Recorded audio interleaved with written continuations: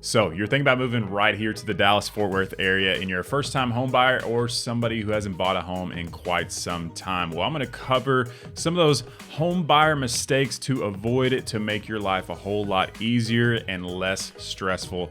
I know that buying a home can be very exciting as well as very overwhelming, and so hopefully this video will help break that down a little bit for you and make it a little bit more fun and easy for you. So let's go ahead and get after it right now.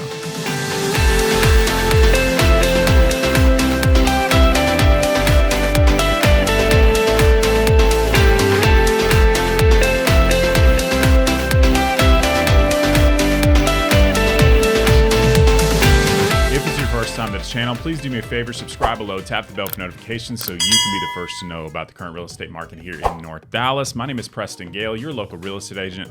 I get calls, texts, and emails from people just like you every single day looking to make a move to North Dallas, and I absolutely love it. Whether they're looking to move tomorrow or a year from now, please don't be shy. Give me a call, shoot me a text, or send me an email. I would love to help you and your family make a smooth move to Dallas.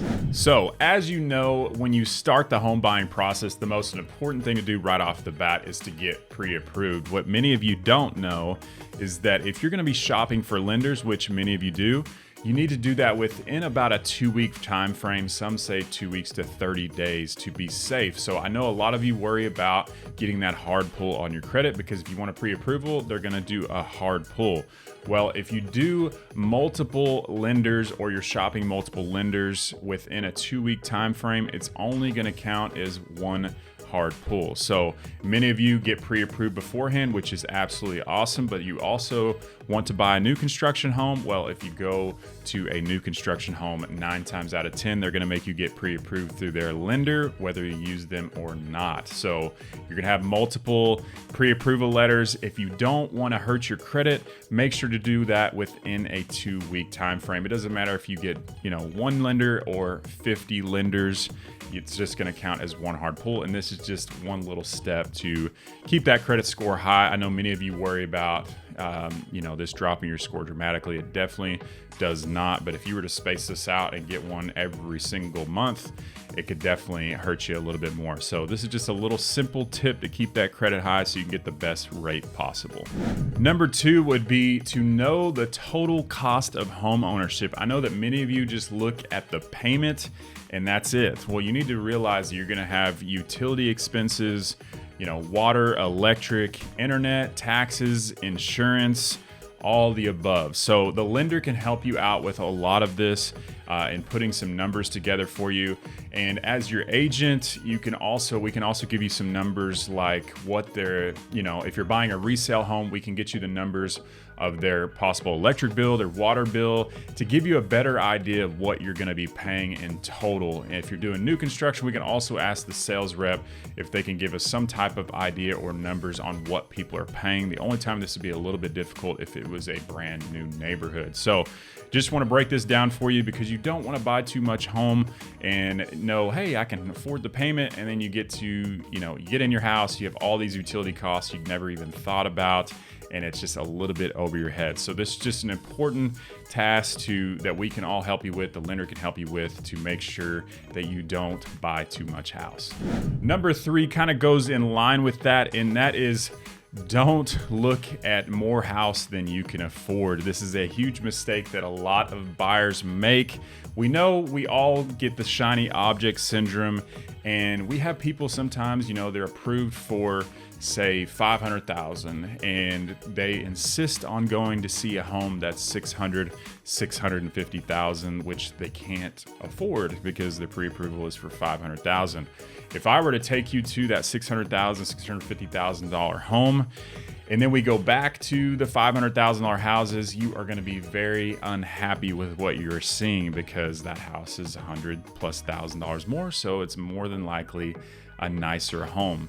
So this is just something to be aware of. Make sure you know what you qualify for before shopping so you don't give your hopes up and you think you're going to get into your dream home and then you go back down to reality and you're not happy, and then you end up not purchasing anything and renting for who knows how long. So this is a mistake that some people make. I try to avoid it when people come to town, and some people insist on it, but it makes it really difficult to like that house and their price point if they're looking way above that. Number 4 is do not finance anything or pay anything off unless the lender tells you to pay something off. So what I mean by this is do not go buy furniture, do not go buy a car or anything during the loan process until you have closed on that house. It is set, done, and final. This can really hurt your credit score. It can hurt your debt to income ratio and mess everything up to where you can't close on the house. As well as don't pay a car off, don't pay a credit card off unless the lender tells you to, because believe it or not, paying your debt off can actually lower your credit score. It sounds absolutely insane, but actually gets rid of some of your credit history and can mess you up and give you a lower rate, so you have a higher interest rate when you close on that house. So make sure to speak to your lender before doing anything financial while you're under contract to move into that home. Number 5 is do not skip the home inspection. I know that many of you are purchasing new construction. When you call me, that's what you're interested in.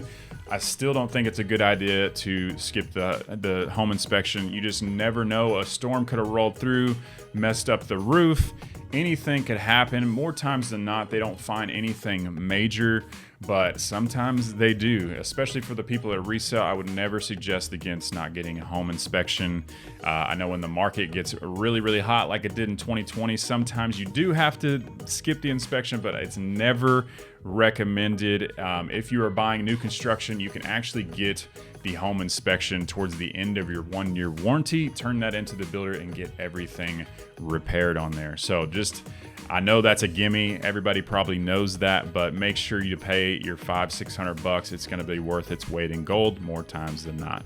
Number 6 is to make sure you work with the right agent. So many of you already know I am a real estate agent here in the area. I get calls all the time, and I love working with clients in state, out of state, and out of the country. But many of you may have already found an agent that you're working with. It's just important to know that they know what they are talking about, that they have a sales history, and they are out in the market all the time. As you see from my videos, I'm out in the market every single day and updating you guys on the home buying process and doing as much as I can to basically help you know, like, and trust me before you ever make that call. But if you are not using me, make sure that you just know that they know what they're doing.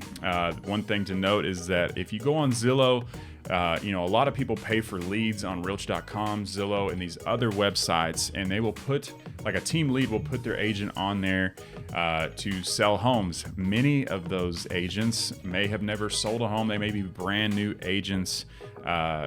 So that's just something to keep in mind, but just make sure you know what they're talking about. And if you are somebody who's looking at new construction and not using an agent, it is definitely smart to do so.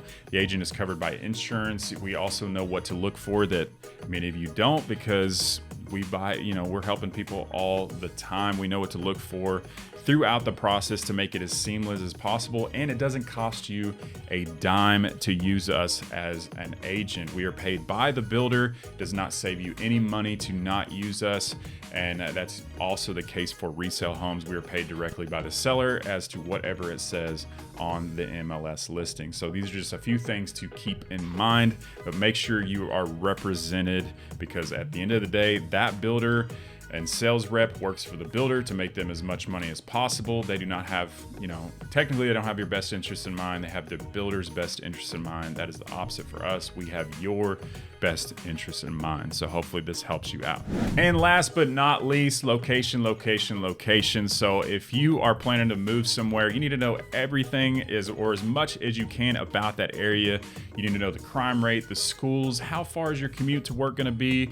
How far is it to entertainment, restaurants, everything? What's behind the house? What's in the neighborhood? So you can learn this through video like I'm sharing. A lot of clients are out of state. I do a lot of video tours. I can do vlogs of, outside of my traditional YouTube channel, drive around the neighborhood, kind of show you, commute times and things to look for, whether there's a power pole right in the backyard. I've seen that before.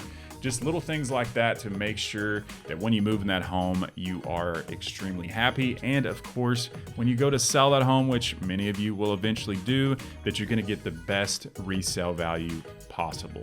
Well, I hope you enjoyed today's video and got some value from it on the home buying process. Of course, there's so many things I didn't cover, but hopefully I will here in the future. But if you want to talk more about this and dive a little deeper, you know how to reach me. All my information is below. So make sure to give me a call, shoot me a text, or send me an email. And I would love to help you and your family make a smooth move to Dallas. Hope to see you around town.